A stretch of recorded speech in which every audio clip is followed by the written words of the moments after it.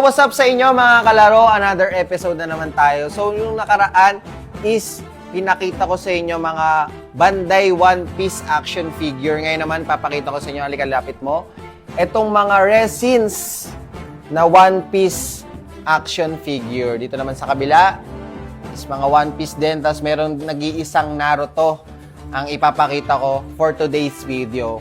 Ngayon sisimulan natin, kaya ipakita mo, lumapit ka, ang Luffy Gear 4 na Snake Man. Yan, papakita ko sa inyo, napakaganda, napaka-solid. And talagang Snake Man siya. Yan. For only 13,000 pesos, meron na kayong Luffy Gear 4 na Snake Man. Diba?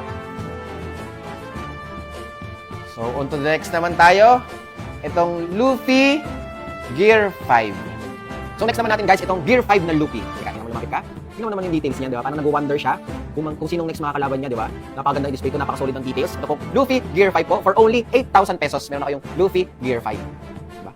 So yun guys, ito naman next natin is, lumapit ka. Makita mo ang details nitong Sun God Nika.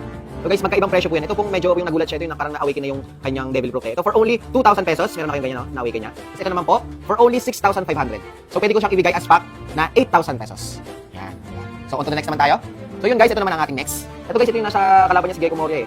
Yung sinaniban siya ng mga shadow, tapos naging ganito yung ano yan, naging swordsman siya, naging magaling siya eh. Ito guys, binibenta ko siya for only 9,000 pesos. Meron na kayong ganitong action figure. Pwede nyo i-display sa inyong mga bahay. Napaka-solid ng details. So yun guys, ito naman ang ating next. Itong Sun God Nika na naglalakad siya, napakaganda ng details. Ito guys, medyo may kalakihan siya compare sa iba. Ito guys, for only 12,500 guys. Meron na kayong ganitong Sun God Nika na napaka-angas oh. Nakangiti pa si Luffy dito oh. Ito naman papakita ko sa inyo next. Itong nakatayo lang. So yun guys, nakita nyo naman yung postura ko, diba? Ginaya ko lang itong next na ipapakita ko sa inyo na Luffy Gear 5 din na Sun God Nika. Ito guys, for only 9,000 pesos, meron na kayong napaka-angas, diba? At napaka-cool tingnan na One Piece action figure na Sun God Nika. Diba?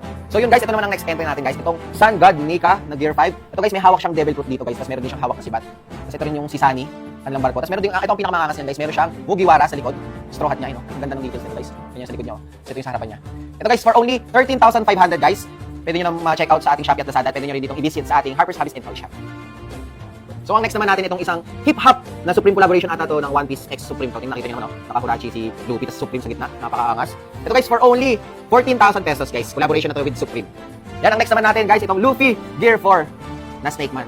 Napakaganda, napakaangas. Ito guys, medyo may kabigatan to ha. For only 13,500 guys, meron na kayong Luffy Gear 4 na Snake Man. So naman, ito naman ang next natin guys. Itong Luffy, nahawak niya ang kanyang Mugiwara o kanyang straw hat na napakaangas ng tindig na dito. Tapos may nakaan po siya dito sa bato. Ayan. Ito yung details niya po sa harap. Tapos details naman niya sa likod. Ito. Napakaangas. Ito guys, for only 19,500, meron na kayong Luffy na action figure. Guys, ito naman next natin, itong lakad matatag na Luffy. Nakita niyo naman ba? Tindigan pa lang, parang King of Pirates talaga. Mala Roger ang dating niya dito. Ito naman yung side view niya guys. Ito naman yung back view niya. Ito naman yung side view. Tapos syempre, babalik tayo sa front view niya. So guys, for only 19,500, meron na kayong lakad matatag na Luffy. Ito naman nating next guys, Roronoa Zoro. Ayan, kung kanina guys, pinakita ko sa inyo mga Luffy version, ito naman ngayon guys, is si Zoro version, di ba? Napakaangas. Ito yung side view niya. Ito yung back view niya. Tapos babalik ulit sa front view niya. Oh. Tingnan nyo na lang naman yung ating code niyan guys. Tapos meron pa cool ni Zoro dito, di ba? Napakaangas at napaka-cool. For only 29,000 guys, meron na kayong napakaangas na Zoro action figure. Ito naman guys, last but not the least, ito ang bukod tangi na nag-iisang Naruto dito sa ipapakita kong for today's video. And guys, napakaangas si Naruto dito, tapos meron pa siyang parang ano niya dito, chibi niya sa harap. Tapos meron din siya sa gilid niya. Tapos ito yung back view niya guys. So guys, napakaangas si Naruto guys ito. Kung ako, bibilin ko talaga to. Ito guys, for only 27,500, meron na kayong maangas na Naruto. So yun mga kalaro, napakita ko na sa inyo yung mga resins na One Piece action figure natin. Kaya kung interested kayo, nagustuhan nyo yung mga pinakita ko, message lang kayo sa page natin na Harper's Hobbies and Toy Shop.